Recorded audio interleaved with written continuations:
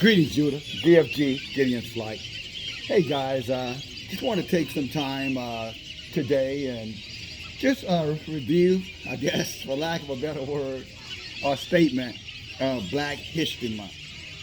You know, I know that many of our people are proud of this particular month. Our people feel as though that this month is a month that's dedicated in recognition to the achievements of so-called Black people here in America, and that, you know, this is a time more or less for us to shine as a people. That being said, I want to talk about the overthrowing of that precept, the perception that a month that says it's celebrating the history, you know, of the Israelites, okay?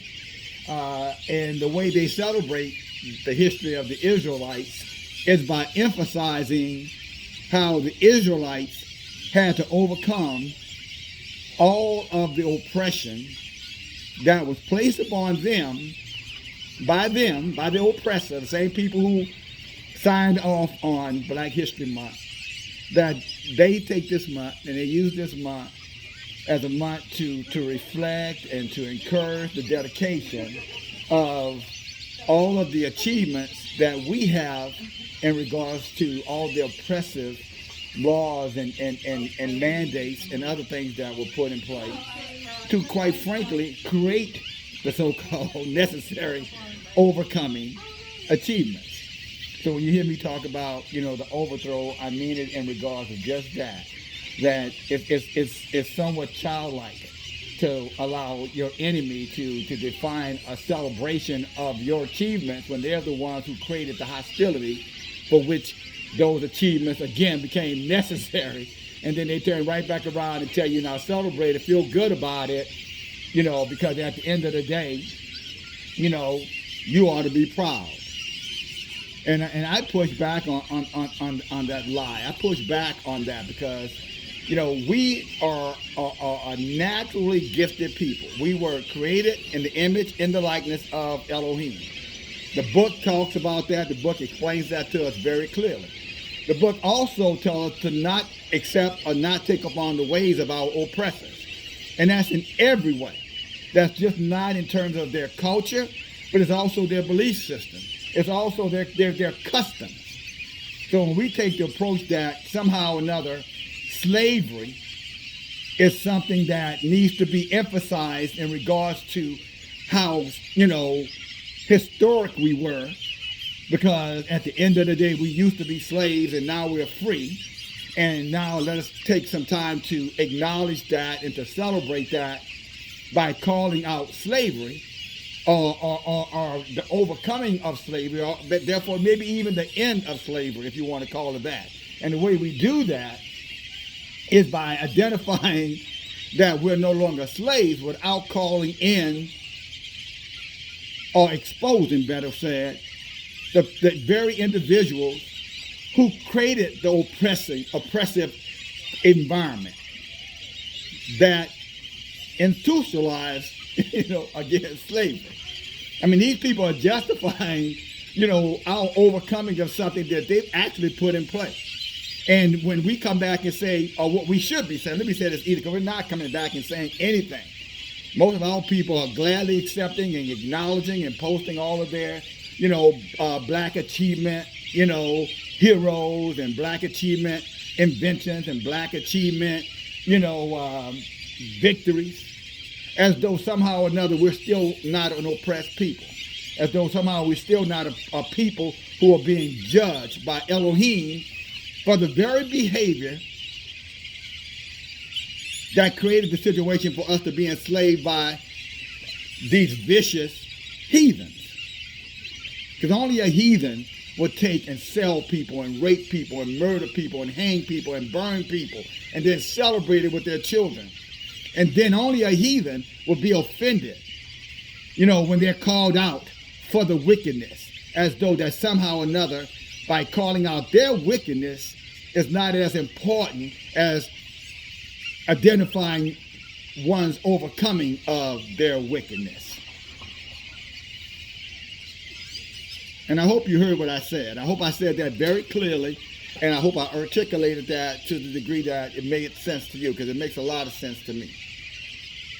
You know, how do you take an oppressor people, and then when that people has fought back and still are fighting back, and then you're doing, when you're the oppressor, everything in your power to keep them oppressed, lying, creating mandates, creating laws, misinformation, misdirection, putting up puppet leaders who put in fake laws or bullshit, you know, concepts to make us believe that somehow or another we're overcoming. When they throw, you know, these puppet masters up like the LeBron James and the Oprah Winfreys and, you know, the Kamala Harrises and whoever they stick in our faces and say, see, look, you guys are doing well now. You're doing so much better. And many of our people jump behind, you know, their wealth or the wealth of those individuals or the success of the Obamas of the world. And somehow or another, through individualism, we feel as a collective that we have overachieved and we have something to celebrate. But at the same time, when we, in our right mind, say, no, let's not talk about that. Let's not talk about, you know, how bad it was for us during slavery. Let's not talk about how wicked you guys were with Jim Crow laws and vagrant laws. Let's not discuss how you're still killing and shooting our men and women down in cold blood and then putting it on television all through the nation, as you did back in the early 20th century when you hung us, burned us, you know, on your Sundays, and you had a big group of people come out to celebrate and watch it for your amusement or for their amusement, which nothing has changed. Nothing has changed to this very day. And I'm not off track here. We're going to get to the word, by the way. But let me say this in reference of so-called Black History Month. When you start to look at, you know, when they kill our people, or even if the crime or the murder or the killing of the people is by one of us, here's something that you need to take notice of. Do you notice that they will show that on television? They will show that on the news. They will show the bodies in the street, or they'll show the, you know, the sheets or whatever it is they placed over those bodies. But never, when one of their kind is killed in these streets, you never see their bodies displayed. You never see white bodies covered up in the streets or wherever those white bodies were mass murdered. Or for that matter, individually murdered. You don't see the coroner. You know, you don't see the police standing around, you know, BSing, talking, laughing. Hell, they don't even show you the bodies. You just hear about it. And I bring that out because I just want you guys to understand that when our book says there's nothing new under the sun, that there's nothing new about these people have not changed. And they haven't changed for many, many reasons. One, because calling them people is an overstatement. A better word for them is heathens. You see, a heathen has no conscience about what he does to others. But at the same time, a heathen has the audacity to be offended when his crimes are called out publicly. When his crimes are called out publicly, oh no, don't show that on television, because if you show that on television, it's like giving recognition to them, and it's going to create more of them and make them want to do it. You're going to make their killers heroes. But every time something happens inside of our community or something happens to us by one of them from the outside of our community, all of a sudden they lose their perspective. They lose their consciousness. In other words, now all of a sudden the conscience don't matter as far as let's not show the criminals because we don't want to encourage other criminal behavior. No, their attitude is let's expose it, let's exploit it, and let's everybody see why it's justified to hate, murder, kill, maim, rape, etc. these people. See, only a heathen thinks like that. Only a heathen would have the audacity to think that he or she should not reap what they sow. Only a heathen. And what makes it even worse, our people, for lack of knowledge or understanding, still encourages this kind of behavior by not calling it out, by just suffering peacefully, or rationalize it in some kind of way that makes no sense to nobody but those of us who can't think any clearer than that. And let me say one other thing.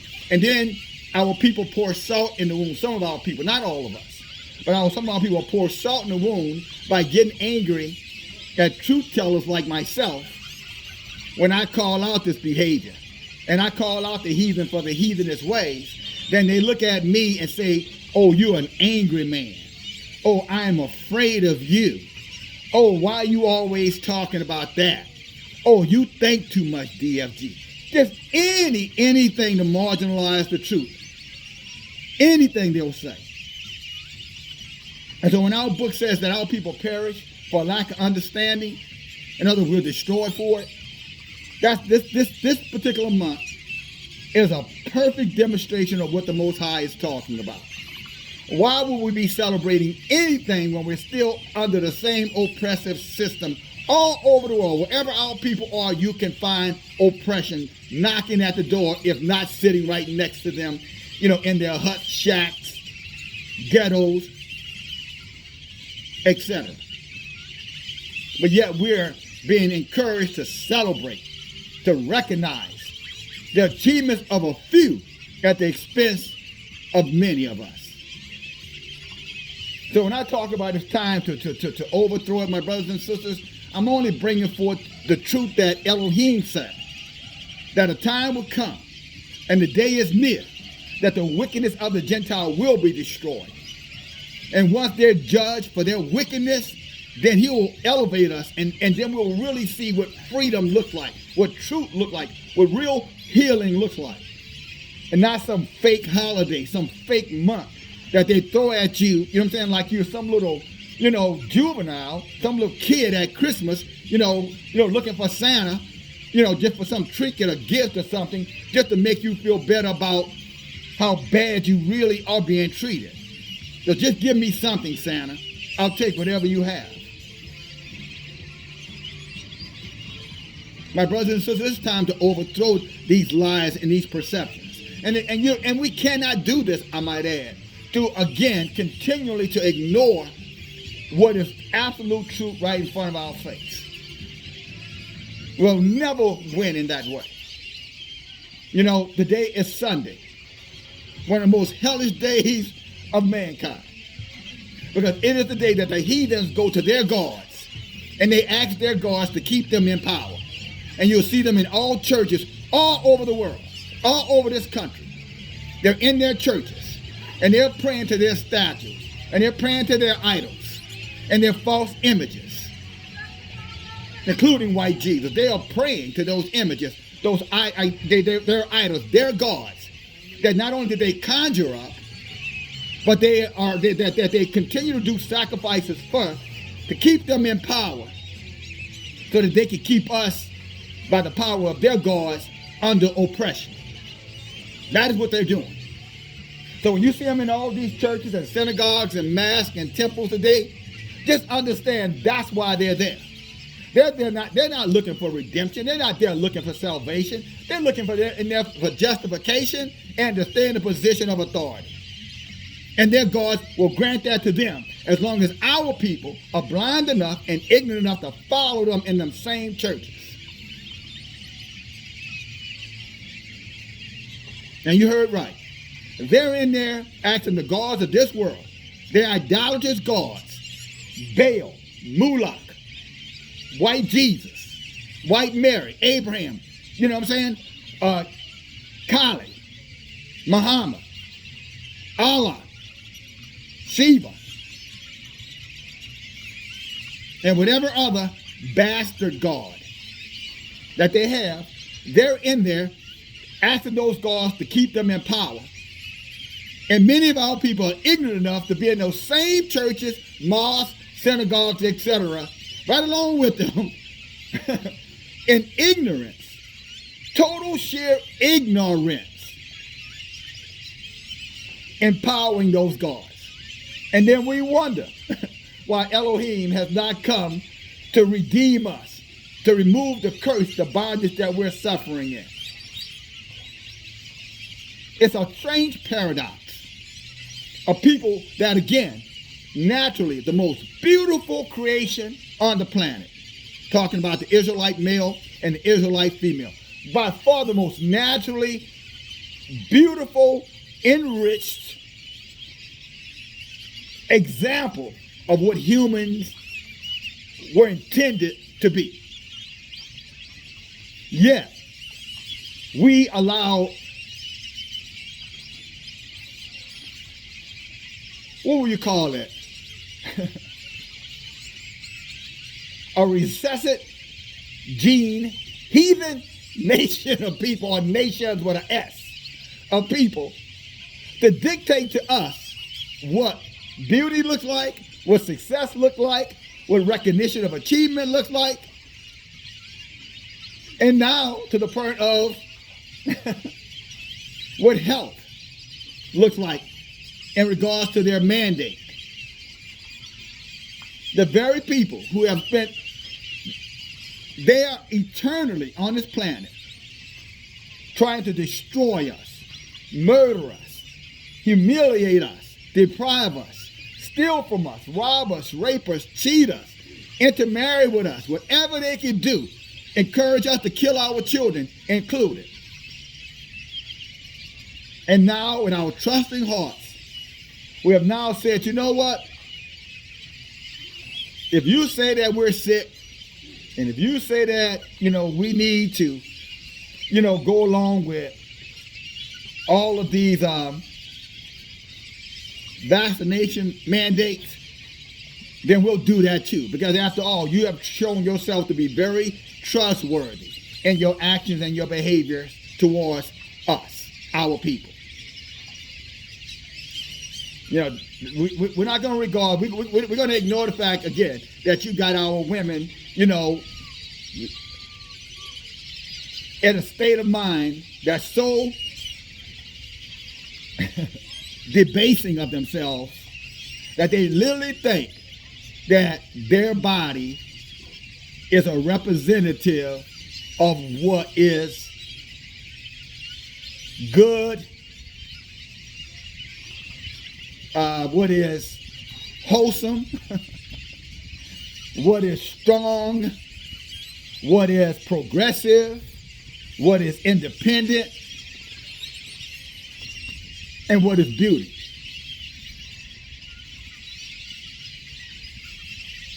And now our women, and because our women have listened to you, because you recognize that, you monetize that, you encourage that, now our women have no regard, not all of our women, but many of them, no regard to having a man in their life, no regard to having a father of their children in their lives, no regard to building with their men in their lives, no regard to make sure that their children know how to read, how to think, how to comprehend,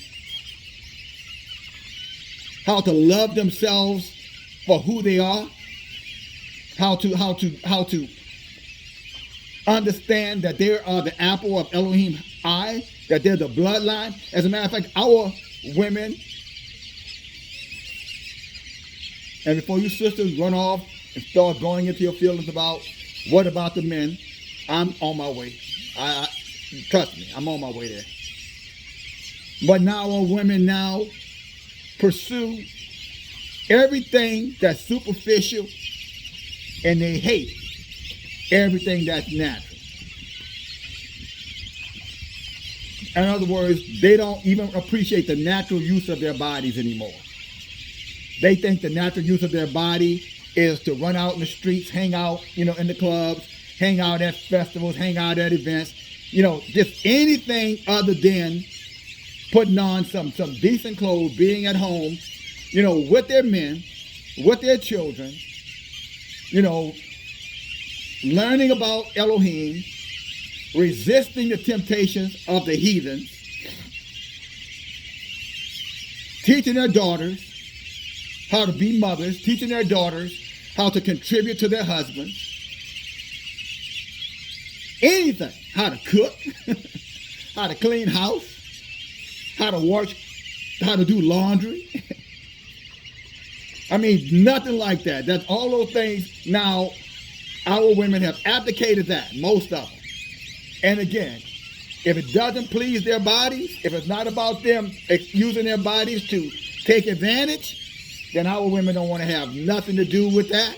And if it means that they have to come home to their men and respect their men for the men who they are, the men who are theirs, the men who came through their wombs, I might add, they birthed these men. But if it means that they have to respect those men, love those men, cooperate with those men, humble themselves to those men, listen to those men, they don't have anything to do with that. They don't want to have anything to do with that. And somehow they think that's going to end good for them. And sisters, I'm talking to you. If you think that's going to end good for you by hating your men, making up excuses, anything that's convenient for you to justify not being with a man, I'm talking about a man of Elohim, then I'm telling you, you are going to live to regret that. Yah is going to judge you so harshly for that. And you can believe you're never going to get into the kingdom of heaven. Forget about it. If you're out there, thinking like a whore, talking like a whore, acting like a whore, encouraging whores, then you need to go back and you need to study your book and open your eyes with your book open. You need to go open up your book and then read again. No whoremonger, no whore or whoremonger is going to enter to the kingdom of Elohim. You're not going to be there. You're going to burn in hell. And for you brothers who are just as wicked, you men who are chasing after these women, because these women, use their bodies to make you lust after them. These women use their bodies to make you submit to them. These women use their bodies to make you afraid to stand up and say that you're a man of Elohim. You are going to burn in hell for your weak wickedness. Understand that, brother. You're going to burn in hell for your weak wickedness. You're running around here like a madman, like a lunatic. All you care about is eating, drinking, getting high, whoremongering, watching the football game, playing your game, your playing, your games, your PlayStations, your Xbox, or whatever it is. And then superficially going around, every now and then you throw some money at your children, throw some money at the mother of your children, and you want to use that as justification that you're taking care of your family and you're fulfilling your obligations as a man. Brother, that makes you nothing but an infidel. Our book tells you that if a man does not raise his children in every way, he will burn in hell. He is not a man of Elohim. If a man does not train his children up in the knowledge of Elohim, he is a wicked demon. And brothers, I'm going to tell you something. It's time to go and look in the mirror. And you need to ask yourself, what kind of man are you?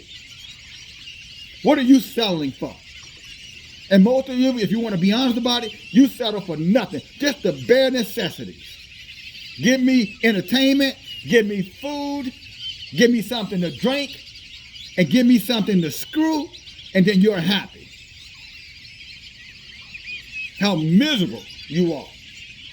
Our book says you call yourself rich, and he said, yet you're the most wretched. Because why? You look at wealth and richness as doing what the hell you want to do. If you want to do it, then you should have a right to do it, and that means that, you're a man. No, it makes you a damn fool. That's what it makes you, a damned fool. We have been under the curses now for almost 450 years? The second, enslavement of our people. And you would think by now, you men, that you would have woken up by now, and have stood beside men like myself, proud to bring forth the word of Elohim, proud to take a stand up for your family, proud to stand up for your people. Sick and tired of going to the enemy, to these heathens, asking them for a job, to these heathens asking them for bread, begging them for acceptance, pleading with them for seeing you as a good guy. I ain't one of them other kinds. I'm not like DFG. I'm not a revolutionary. You know, I'm a conformist. I'll conform to anything. Just give me entertainment, give me food, you know, give me, you know, a job, and I'll be content with that. I won't tell my woman to come home. I won't tell my daughter to take off the pants and put on a dress. I won't tell my woman, if you love me, you're going to respect me. And you're going to sit down and you're going to listen to what I have to say. And you're going to study and you're going to pray alongside with me. And you're going to come out of these wicked churches all over the place. And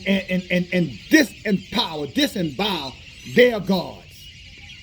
And no, we're not celebrating, you know, some month that when we bring it up to their attention about the atrocities that their people put upon our people, they don't want to discuss that. Now they want to pass laws to say, well, we don't want to talk about, you know, slavery anymore.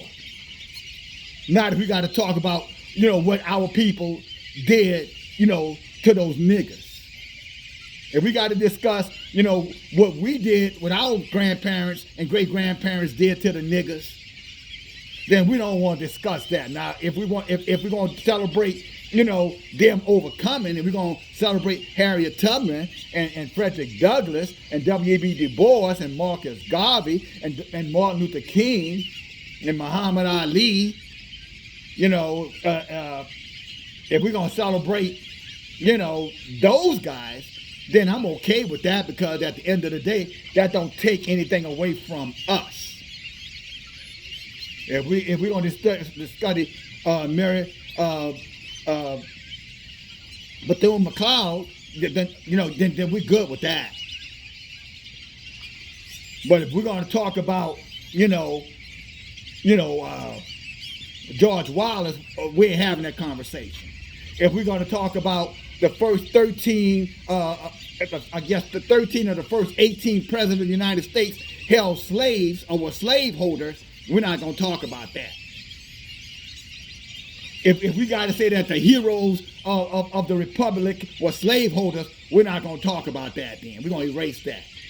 If we're going to talk about burning these people for just looking a white man in the eye, or burning these people just because some evil, wicked white female claimed that a black man tried to rape her, lying, then we ain't going to discuss that. If we got to talk about Elaine, Tennessee, where we burned down their cities. If we got to talk about Rosewood, Florida, where we burned down their cities. Or Greenwood, Oklahoma. Or New Orleans, Louisiana, where we had race riots and murdered thousands of their people right after the Reconstruction Act was no longer being enforced in the South. If we got to talk about, you know, those things, then no, then we're not going to have that conversation. We're just going to go and we're going to just erase that off the books.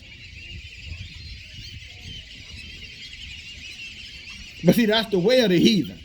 And unfortunately, many of our people, because we reject the truth, Elohim says that what? That we going to give us over to believe their lies. And believing a lie means that you don't speak out against it. You don't say nothing about it. You don't have an opinion on it. You don't teach about it. And guess what else? You attack men and women, men like myself and women also like-minded who say something about it. You call us a bunch of rabble-rousers, you know, instigators, angry people, mad men, mad women. How shameful. How shameful. But I'm going to tell you something, and I'm talking to you, my people. You better wake up. You better wake yourself up. Many of you guys, again, you're allowing these people to tell you to cover up your face, your mouth. Never taking into consideration what kind of impact that could have on your lungs. Never considering that. These people have lied and said all these different gadgets were effective in protecting you, and then they turn right back around. The same people who told you these gadgets would keep you safe are now saying, well, no, we just realized that the cloth ones don't help either. Well, it didn't help keep you safe, but I wonder what damage it did to your internal organs. I wonder what damage it's done to your brain for a lack of oxygen over a 2-year period of time running. I wonder what's going to be the effect of things that you have allowed people to put in your body that can affect your DNA. I wonder what is the long-term impact of those things. Just asking. Not a medical doctor. I'm not saying it's going to happen because they haven't even said what's going to happen. They've already said they don't know yet. But this they do know. You need to comply. And not only that, but if you know anybody who didn't comply, you need to ostracize them. You need to hate your own family members. Don't go visit them anymore. Call them all kind of silly names. Tell them that they believe in conspiracies, that they need to grow up. They need to believe the science. Just anything that they tell you to say, you just puppet that. You parrot it, those same words like a parrot, just repeating. And never for one moment stopping and saying, wait a minute, did they say they don't know what the long-term impacts of this is? Did they say it's going to take years to find out if this could actually have some type of detrimental harm to me or my children? Did they say that? Let me see. Let me think for myself for a moment. Let me turn off the Game Boy. Let me turn off the Xbox. Let me get off my OnlyFans page. Let me shut down Facebook. Let me shut down YouTube. Let me think for just a second. Let me get off of Instagram and say, well, did they say they don't really know the long-term impacts of this stuff? And that it's going to take years to know for sure if this could actually do some serious harm? I mean, did they say that? And if they did I actually hear them say that? And then if I heard them say that, did I actually make the decision to cooperate with them? Did I actually say, I'm going to do it anyway? I don't care because I'd rather take the chance than not to know if I'm doing something harmful for myself long term? I'd rather just trust them and take the chance. Although they have shown that they don't trust the science themselves most of the time, but I should listen to them and just believe them, because at the end of the day, I'm white and I say so. I'm white and I'm right and I say so. Don't y'all dare question me. And if any of your brothers or your sisters, including DFG, says anything to contradict what I said because I'm white, I want you to shut him down. I want you to put him down. I want you to do everything in your power to marginalize him, to make him feel like he is the second coming of the Antichrist. But by the way, the Antichrist is already here, but you're not supposed to know that. And again, please show up at church on Sunday, with your tithes and your offering, and observe, your pastor's appreciation and your pastor's anniversary, and the rest of the story. After all, you're not tired of your oppression. Not really, really, really. You're only tired of your oppression in words. You're not really tired of your oppression in action. Because surely if you really, really, were sick and tired of us having our foot on your necks, you would have long ago would turn back to to Elohim, your creator, the only one in truth, Elohim, Yahuwah, you're long going to turn back. But you're not going to do that, because to turn back means that you're going to have some self-discipline. To turn back means that you're going to have to love your women. To turn back means that you're going to have to respect and submit unto your men.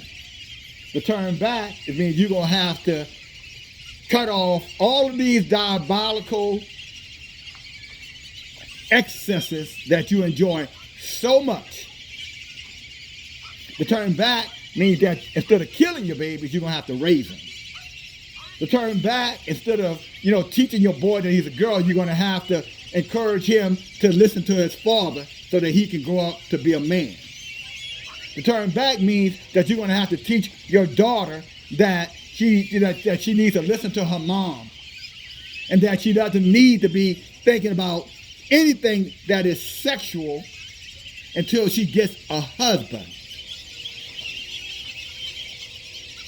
But of course, brother, you don't want to talk about that because that woman of yours might overhear you talking about that and say, "Oh, so you telling her to act like a child and don't be sexual because it's a time for that, and this ain't the time for that." Oh, so I guess then you ain't interested in sex either then, at least with me. Because if you're going to be with me, you're not going to be telling my daughter she has to act like a young lady.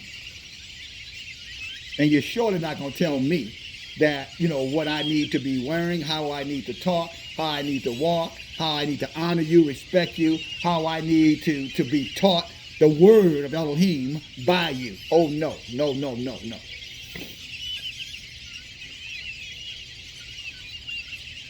But again, that is a pulling back of the veil to show you your so-called black history, brothers and sisters. To show you through the eyes of one who's looking that this is what you should see. That these people could care less about your history, unless your history is only, again, celebrating things that they tell you that are achievements, or the boule amongst us who will tell you the same thing. Whenever something's about to go down, you can better believe they're going to go grab old Whoopi Goldberg, and now she's getting a little taste of reckoning because all of her white attitude, made her forget that in their eyes, she's still Miss Sealy. Y'all remember Miss Sealy? Miss Sealy, Color Purple? She had a Miss Sealy moment a couple of days ago on The View. And they pretty much told her, don't you dare start defining what is racism and what is not. We tell you how to think. You don't tell us. And what did that little wench, what Miss Sealy did? Yeah, mister. Yes, mister. Mister say, I need to apologize. I apologize, mister. Just don't fire me, mister. I accept my responsibility for having an opinion, mister. I realize that I ain't supposed to have no opinion. Now when it comes about y'all, I'm supposed to only talk trash about my people. My bad. I got out of line. I accept my whipping, master. I accept it. And she's not the only one. We've seen this behavior exhibited through the Nick Cannons of the world and many, many others. As soon as they think that they can get up and talk like a man or talk like a woman, because at the end of the day, there's no racism. Racism is gone. It's a figment of our imagination. They get found out real fast. Wait a minute. Pump your brakes. Pump your brakes, black man. Pump your brakes, black women. Don't you forget. Don't you forget. End of the day, this is my country, and you are nothing but a useless asset, except I say so. And you better conform, and you better walk, and you better be quiet. You better not say anything that I don't like. Because if you do, I will fire you. But think about it. It must be nice, huh? To be able to threaten our jobs, threaten our livelihoods, if we say anything that they disagree with. But yet we have something to be proud of. Because LeBron James got $1 billion, or Tiger Woods has $1 billion, or, you know, Gayle King got promoted, or, you know, they're going to have a black Supreme Court judge who happens to be a woman. Don't y'all feel good? See? Ain't no racism. We gave y'all, you know, a couple, you know what I'm saying? You know, we gave y'all a couple of little, you know, little token, you know, jobs. We gave y'all some token promotion. I mean, we ain't going to do nothing for all of y'all. Are you serious? But we're going to give you, you know, y'all childlike most of the time anyway. Y'all going to be proud. Y'all be voting Democrat, you know, in a couple more months whenever they have the next election. Why? Because, like Joe Biden say, if you don't vote for him, you ain't black enough. And then when he got to become president, he told you, oh, you stupid, dumb idiots. Y'all didn't remember that I'm the one who came up with the mass incarceration bills, 3 strike laws, the Biden bill? Oh, y'all forgot? Y'all forgot that I'm the one who locked up your children, locked up your daughters? Y'all forgot? Oh. That's what y'all get for being so simple-minded. Now, I'm going to say it since he don't want to say it. I'm going to say it. He did say if you didn't vote for him, you wasn't black enough. Now, what he's simply saying, yeah, I did all that stuff to keep my foot stuck up y'all asses. The whole 30-some-odd years I've been in the Senate, and you still better vote for me. Why? Because I say so. And if you don't, you ain't black. But again, he's not the first, and he's not the last. And he's got the Jim Claibornes in South Carolina, and he got, again, you know, there's a whole, the Corey Bakers, or Corey, whatever his name is, Corey, what's that senator from New Jersey name? Y'all know who I'm talking about. But there's a bunch of them all over the place who gonna toe that bucket, toe that pail, toe that line, and make sure they tell you what you want to hear. But at the end of the day, they ain't gonna do a damn thing. But be proud, because that's all. You know, you do have, you know, a black man who's a judge now. You have a black woman who's a Supreme Court justice now. You got a black man now who is a governor or whatever. But you better believe if they put him in those positions, the one condition they gonna understand, just like Whoopi found out the hard way, they better toe, you know, the white supremacist narrative, and they better control their people. You better make sure you tell your people to be patient. Tell your people, look, we can't rush it. You know, tell your people, look, there's a lot of things, and things take time. Just give it time. Look at the progress. You better tell your people, you know, whatever it is we tell you to tell them, to keep them dormant, keep them submissive, keep them effeminized, keep them living and demonstrating despicable behaviors. Because the moment you show us that you can't no longer enforce that with them, then you are going to be out, and we're going to get us another one similar. We're going to get us another one that's going to do exactly what it is we told you to do. And you're going to like it. Now, I've said a lot the last 45 minutes, right? Almost. But I could say more. But this stuff about, you know, again, Black History Month, we got to overthrow that. I mean, and I'm not talking about to them, I'm talking about to ourselves. We have to look at that and say, I'm not celebrating nothing. Forget that foolishness. You're going to tell me to celebrate, you know, overcoming all these wicked things that you put in play, that had you not put them in play, we wouldn't even have to have the conversation about it. We wouldn't have to overcome anything if you had not put all these barriers up and restrictions up and laws up and mandates up. If you had not created the hostility, we wouldn't have to celebrate overcoming their hostility. And then when we say, okay, since we've tried this Black History Month and recognizing our heroes and etc., those who y'all say we can recognize, or those who you put in charge of us who tell us who to recognize. Or now when we say, well, let's look a little bit farther. Let's go a little bit deeper now. Can we talk about the crimes that your ancestors committed against our ancestors? Let's talk about the wealth that y'all stole from us. Let's talk about the land y'all stole from us.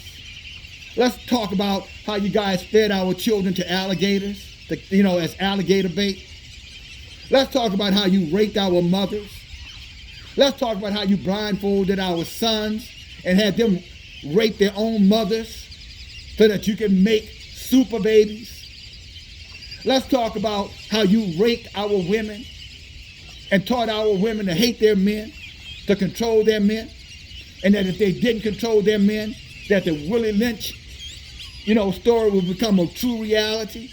The story might not be true, but the actions were. So that you didn't, emasculate that boy, and you didn't teach that boy that he better be humble, and he better not look a white man in the eye. He better not open his mouth up to a white female. He better never not call a white child Mr. or Miss.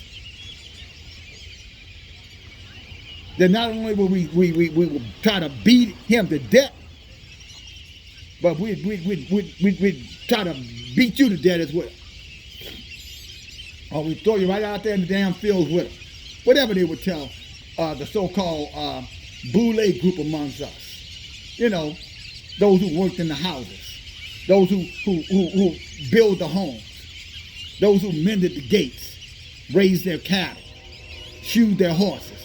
That group that they give a little access to the better things in life and compared to the rest of them, that group use that group to control the rest of us, as they are still doing today with all these token, positions of leadership and authority that they hand out to their selected ones amongst our people, and then use them to tell us how well we're doing as a nation. Look how much progress, you have made. When the truth, all you have to do is go to any black neighborhood, any black community, and you would see some of the worst poverty, some of the worst, conditions,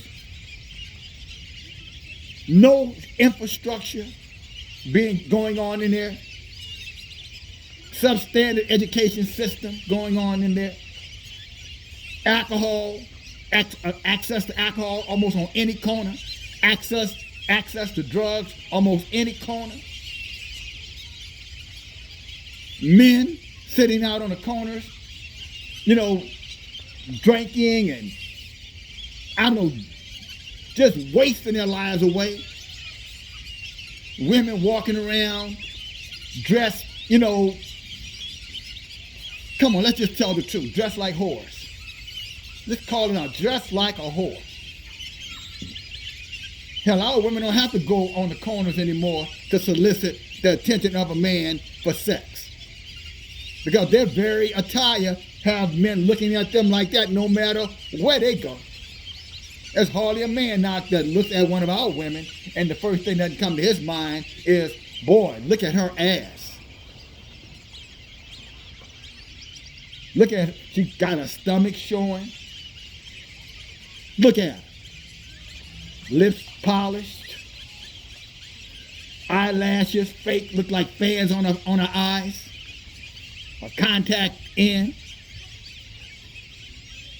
Hair touching her behind. Unfortunately, she bought that hair.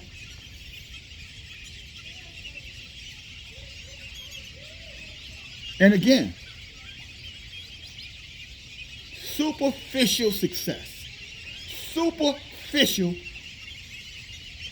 independence, superficial overcoming. We're a lot better off than we used to be. Yeah, that's like saying, I wipe my butt, but I still got shit on my feet. Stink stinks. Stench is stench, no matter where it's coming from. Whether it's coming out the garbage can or it's coming from between a nasty woman's legs. Still stink. Still stench.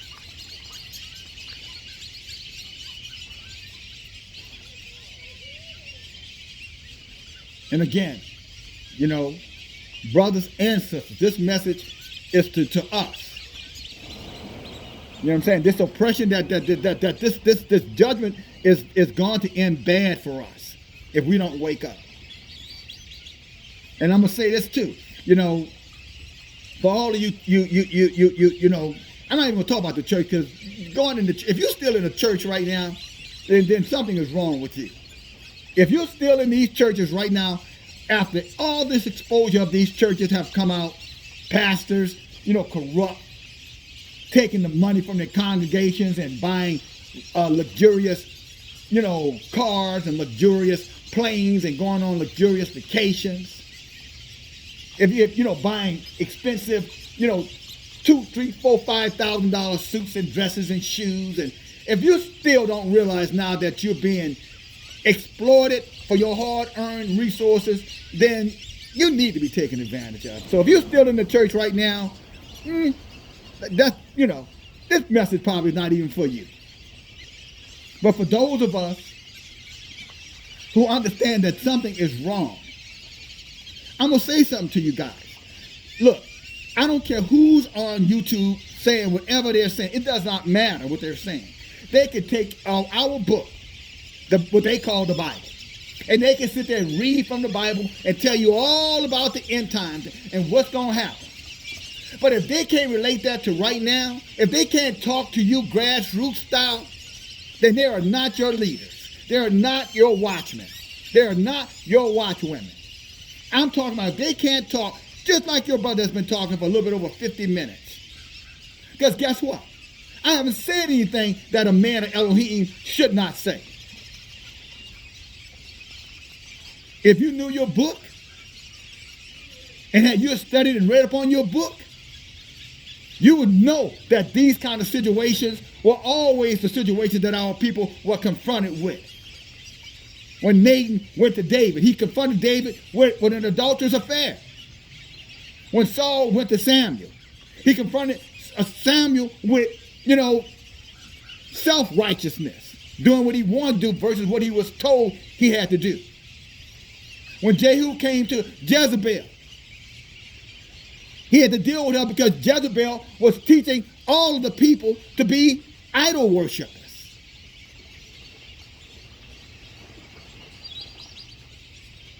And we could go on and on and on with men and women of Elohim. Those were real situations. When our watchmen, so-called prophets, messengers came, they came to talk about the mess that was going on with our people. The mess that we were in at that particular time. Any true teacher of the word is going to talk about the mess that we're in right now. Yeshua wasn't over there talking about what happened in Noah's day. He referenced it. But Yeshua, when he came, he wasn't over there talking about what happened in Lot's day, Sodom and Gomorrah. But he referenced it. When Yeshua came, he talked about what was going on at his time, in his day. What our people were dealing with right then there presently. That's what Yeshua talked about. Go back and read the Gospels if you don't know that.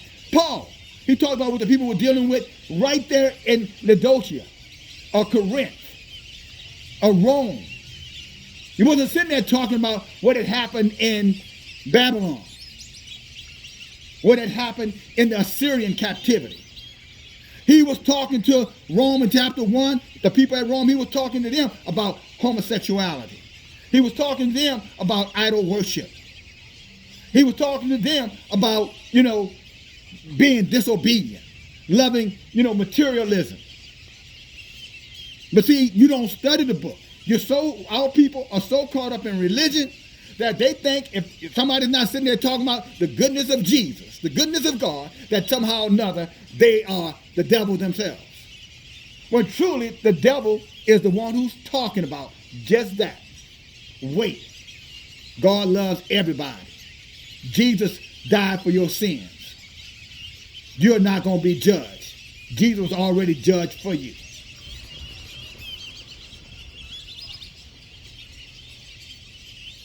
Look, I'm going to keep on talking. I'm going to keep talking if Elohim put it in my heart to talk. Whether you listen or not, that's totally up to you, sister. Whether you listen or not, that's totally up to you, brother. But at least you forget. Let me remind you. What our book says? What did Paul tell the people in Corinth? Didn't he remind them? I just want you to know, Satan looks like a preacher man. Satan looks like your pastor. Oh, and by the way, all of your Satan's helpers look just like your assistant pastor. All your elders, all your evangelists, all your priests, all your imams. Just so you know. Yeah. Let me remind you, 2 Corinthians chapter 11, verse 14. But Yeshua talked about it in chapter 10. Matthew chapter 10, verse 13. So you're among a bunch of raven wolves. And that's what we're among, raven wolves. And what does a wolf do? A wolf goes around looking for anything that it can destroy, can, how you say, devour, eat, tear up. Vicious. But yet through religion and false teachers, emasculated men and feminist women, now we got this confusion going on and saying that, you know, a beautiful woman looks like a whore and an ugly one is covered up and is modest and meek and respectful and loves her man.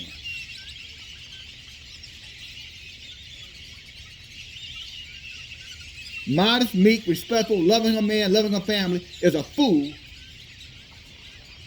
But exploiting her body, running her mouth, disrespectful, dishonorable, she's one to be respected and cherished. What lies we tell. What does the saying go? What horrible web we weave when we practice to deceive. But then we were warned by Yeshua that we had to be careful in these last days. What? That we be not deceived.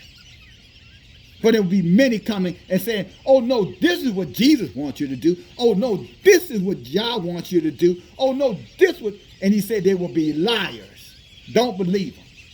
They will say, don't forsake the fellowship of the brethren. You know we're supposed to come together. He said, if they say he's in the desert, he said, don't. He said, Yeshua said, if they tell you I'm out there in the desert, meaning the church, he said, don't believe them.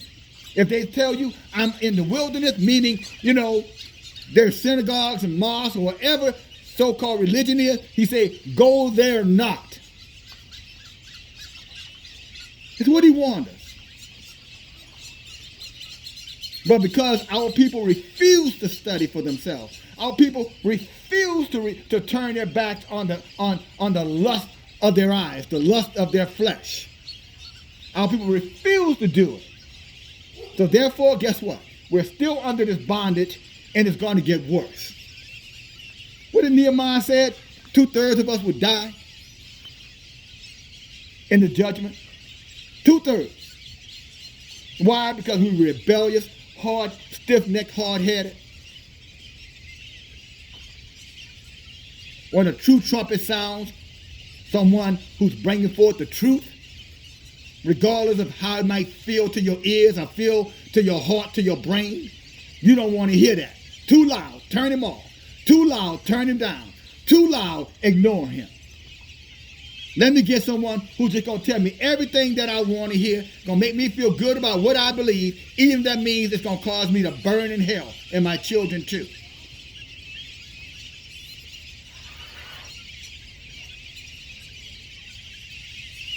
What level of ignorance that has to be to think that way. But, as the book says, our people perish. Let me go there right quick. Praise God. Just so you know, the book is here. Praise God. 2 Chronicles, chapter 7. I'm going to start reading to you at verse 11. Thus Solomon finished the house of Elohim and the king's house. And all that came into Solomon's heart to make in the house of the Lord and his own house, he prosperously effected. When we put Elohim as the focus of our lives, sisters and brothers, I'm talking about the real Elohim. Not talking about religion. Not talking about white Jesus. I'm not talking about, brown Mohammed and Asian Kali, Shiva, or any of them devils. Not talking about them.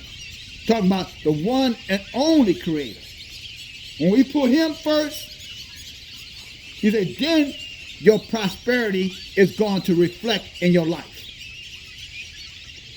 He says, and then the Lord appeared to Solomon by night and said to him, I have heard your prayer and have chosen this place to myself for a house of sacrifice. And then Elohim said unto Solomon, if I shut up the heavens that there be no rain, or if I command the locusts to destroy the land, or if I send diseases among my people. And it's funny. Again, here it is. He's saying, devour the land. That means famine, nothing in the land. He said, if I did that. He said, if I didn't bring any rain, droughts, if I did that. He says, if I made the people, if I let diseases go out all over the world. He said, among our people. He said, if I did that. He said, here is the reason why. If these are the things that are going on among my people, he said, here is why. Sister, brother, listen up. Here is why. He said, my people, talking about the Israelites, which are called by my name, if they will humble themselves. Humble. In other words, humble means being meek, modest, putting on the proper clothing so that when men look at you, they don't think of you as a whore, sister. Putting on the proper clothing so men look at you, brother, the first thing they don't see is your butt because your pants is sagging to your damn knees. That you get up off your behind and go to work and get a job and provide for your family. So that when people look at you, the first thing they don't think about is just a bunch of lazy bums who won't even pick up the trash that they're sitting in the middle of. Whose children are running around like wild men and wild women because they're sitting out here hanging out with their friends and there's nobody guiding their family. Yeah, you. He said, if you will humble yourself and put your pride down and go home and fulfill your role as a husband, as a father, as a son. He said, and then if you would pray, true prayers, sincere prayers, and look to see his face. What does that mean, to seek his face? Meaning everything that you do, and everything you do, every decision that you make, you go before Elohim and ask him for wisdom, for knowledge, for understanding, so that you will make the proper decision. Whatever it is, and not be afraid. Don't be afraid because some woman's going to reject you. For every one woman that rejects a righteous man, y'all got 7 at least or more who will come right to that man in time. Just wait, brother. Brothers, just wait. Talking about you righteous brothers. You out here, the ones you out here who are the ones I described, the bums and the lazy, slowful atheists, pretending that you love, you religious ones, not talking to you. You get the whole that you got, or nothing. But for you righteous brothers, you brothers who recognize that you can't do this without Elohim, that your life is just a constant, going in a cycle, a whirlwind, just or like a Ferris wheel just going around, a merry-go-round, around and around and around, and you're sick of it. You, brother, I'm talking to you. Elohim said, if you seek his face, if you pray, and you humble yourself, put your pride on the side when it comes down to the Most High. He says, and turn from your wicked ways. It's funny. Right now, if I ask you, brother, how many brothers that are listening to me right now? How many of you? How many of you are looking at this video? How many of you know what your wickedness is? If someone was to come up to you and say, tell me about the wicked things that you do, would you even begin to understand the question? Would you? Or would your response be, I ain't doing nothing wicked?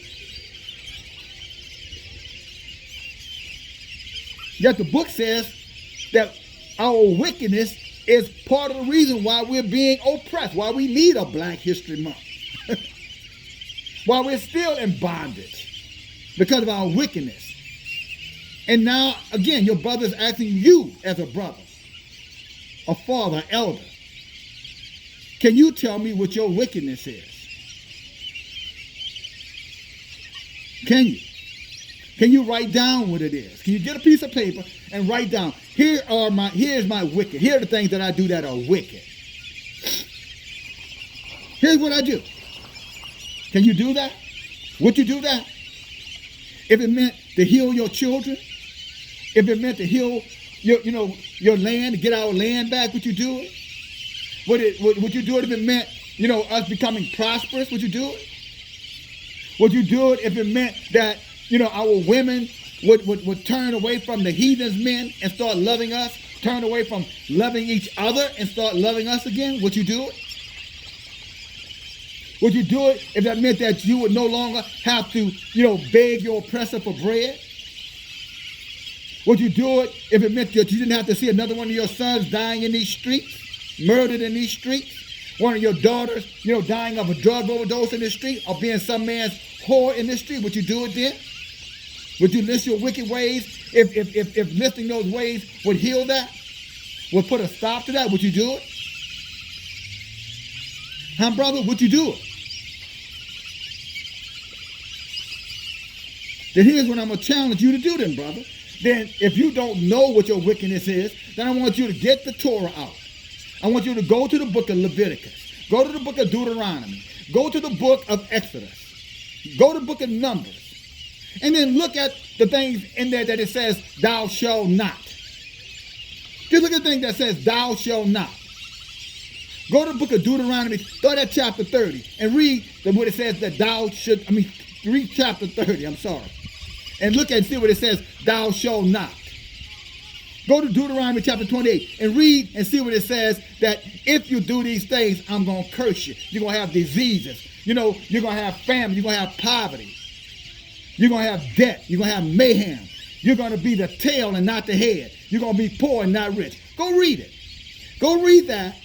And then all the things that it's saying that you should not do, and yet you're doing them, that's where you want to start listing your wickedness at, brother. That's where your list starts. Because, brother, until you can acknowledge it, until you can identify it, until you can humble yourself and admit that you're wicked, then you can forget about anything getting better in your life. You can forget about it. Whatever you get wealth-wise, you're going to lose it. And sister, I'm going to tell you something. If you're with a wicked man, I don't care what he has. Give it time, he's going to lose it.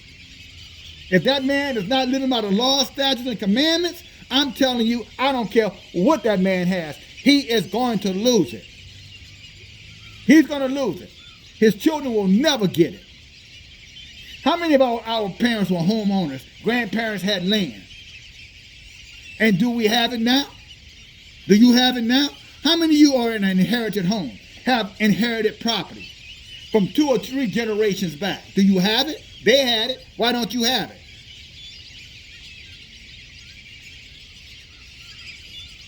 Because our Bible says the wealth of the wicked is stored up for the just. You don't have it because they were wicked and you're wicked.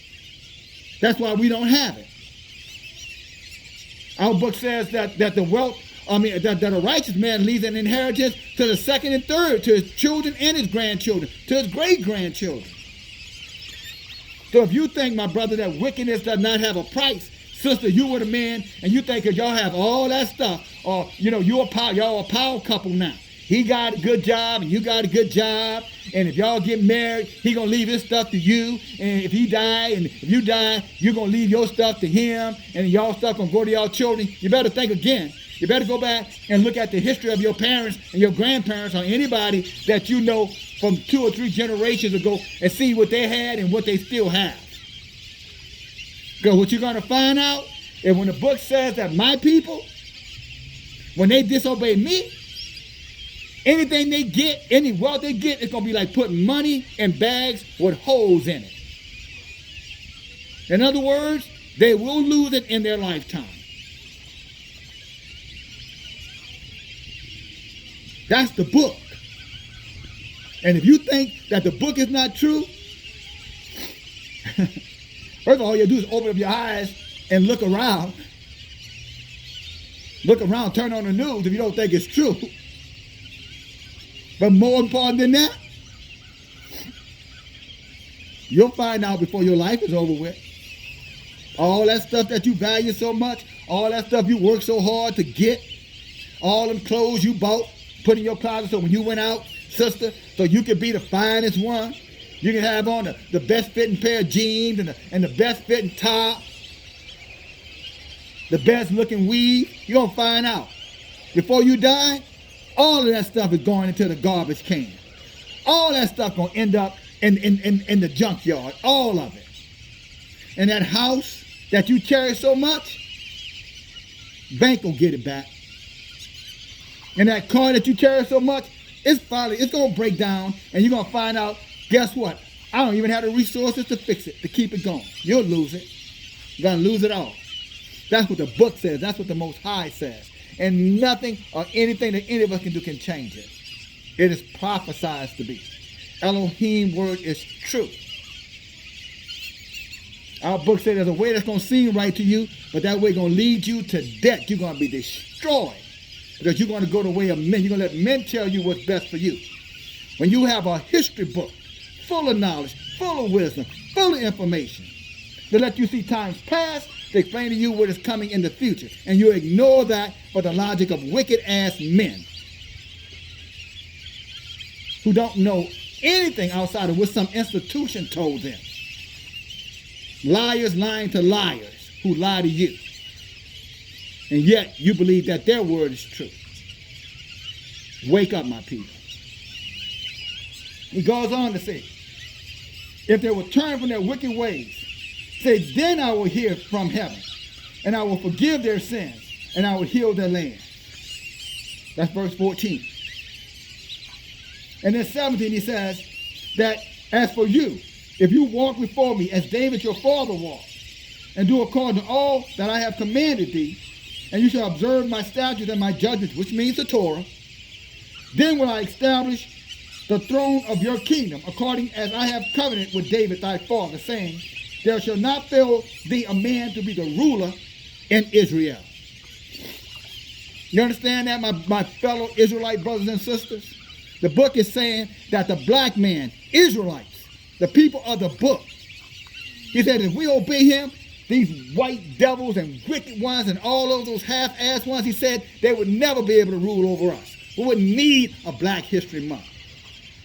Why do we need anything that they give us when we have the gift of life from him, made in his image and likeness? He said if we obey him, we would always have a ruler over our people and not have to be subservient to them and their lies and their debauchery and their laws and their mandates and their statutes. About time for us to tell them to take that crap and go to hell with it. We don't need that. Everything that those people have, I'm talking about the heathens, are things made with the hands of men. There's nothing naturally superior about anything about these people. Yet, we walk from the very beauty of who we are to serve them and their wicked devices and seek after their wicked inventions. As though Elohim is not looking. Like Elohim is saying, oh, I'm okay with that. You can do whatever y'all want to do. At the end of the day, you're just a man. Live your life. Now, I'm going to tell you something. That ain't in the book. That philosophy going to get you killed. That philosophy has kept us oppressed. It's time that we overthrow, sisters and brothers. It's time for us to fall in love with the truth and denounce the lies, to walk away from the lies. And while I'm thinking about it, who has become the biggest liar of all liars? Now, the heathens lie. I mean, they are liars. Our book says that, what did Yeshua told them? He said, your father was a liar. He was a liar from the beginning, and you're your children, and you're just like your father. And just like he was a liar, y'all are liars. This is what Yeshua told the heathens, who the world called Jesus. But guess what? Our people have become just like the heathens, liars. And let me tell you something, brothers and sisters. Listen closely. If you say something to somebody and you don't do what you said you were going to do, that makes, I don't care if you said it in a conversation. I don't care if you said it, through a text message. If you said you were going to do something and you don't do it, you are a liar. And our book says, wait a minute. We can close with this. Amen.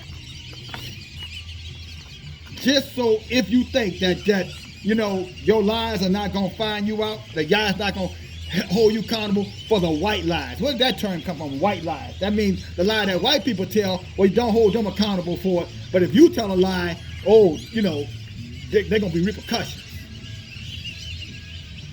That's the arrogance of a heathen that you have followed. And now because many of our people become liars just like them, many of our women and men are liars just like the heathen. I mean, just lie without any guilt at all. Just lie. And if you call them on a lie, have the audacity to get mad about it. Liars, deceivers. But let me tell you something. This is what the book says to you. The fearful, unbelieving, the abominable, the murderers, whoremongers, sorcerers, idolaters. Last but not least, all liars, all liars, all liars, all liars. All of those who go around telling lies will have your part in the lake which burneth with fire and brimstone. You need a precept on that one? That was Revelation 21:8. Here's go to Revelation 22:15.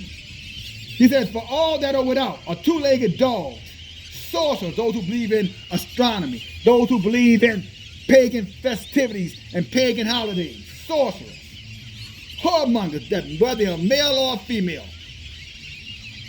If you're sleeping around with whores, you're a whoremonger. If you're sleeping around with men, you're a whore.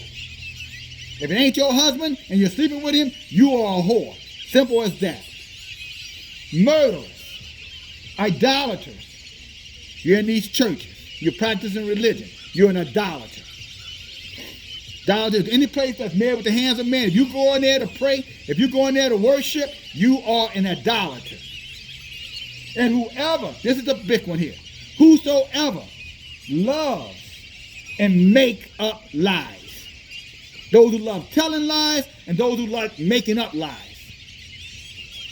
So for all of you out there think that you're telling these little innocent lies, oh, I love you. Oh, I didn't mean no harm.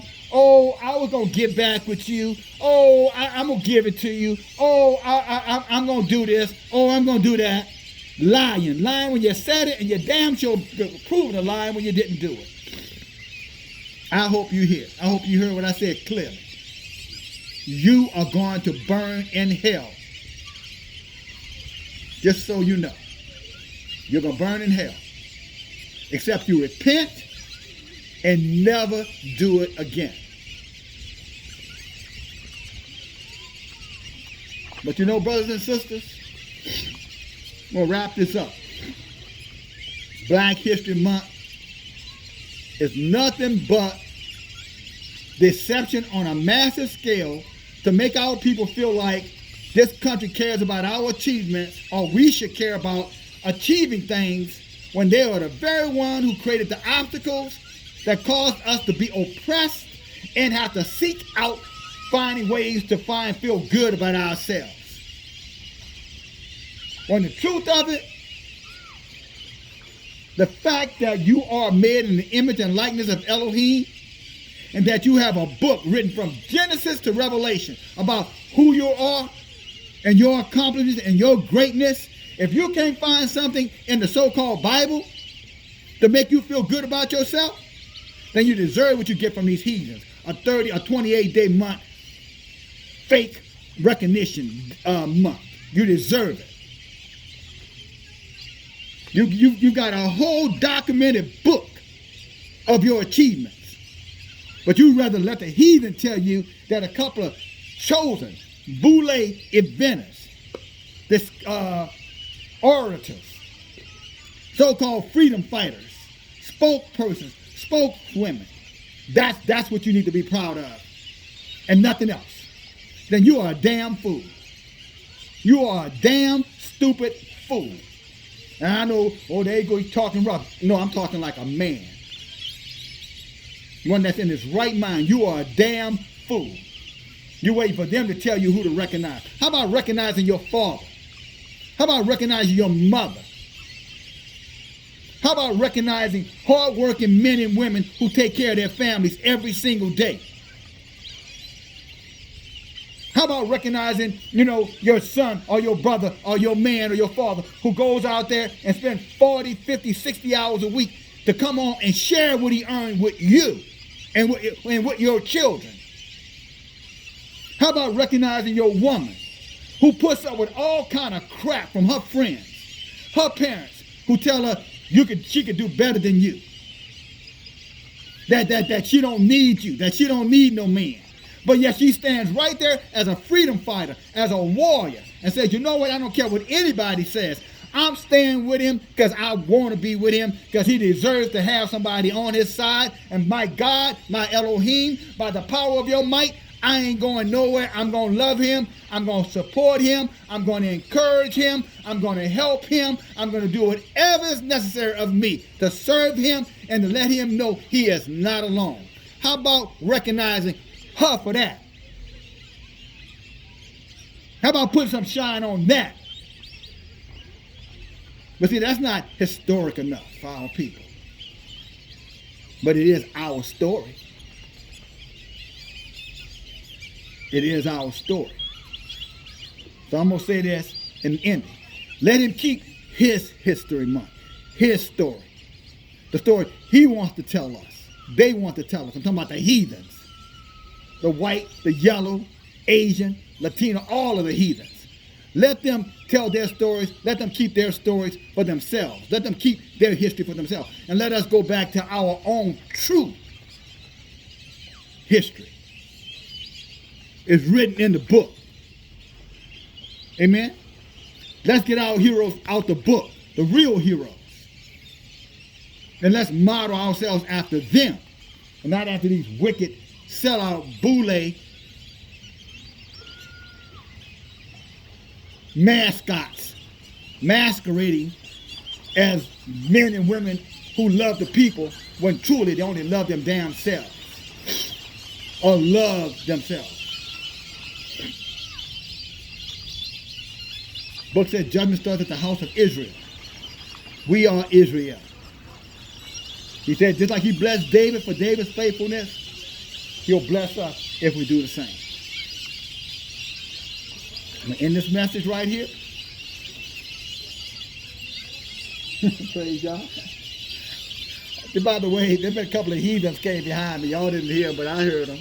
And boy, when I started saying that the black people are the Israelites, them heathens got out here and ran out here quick.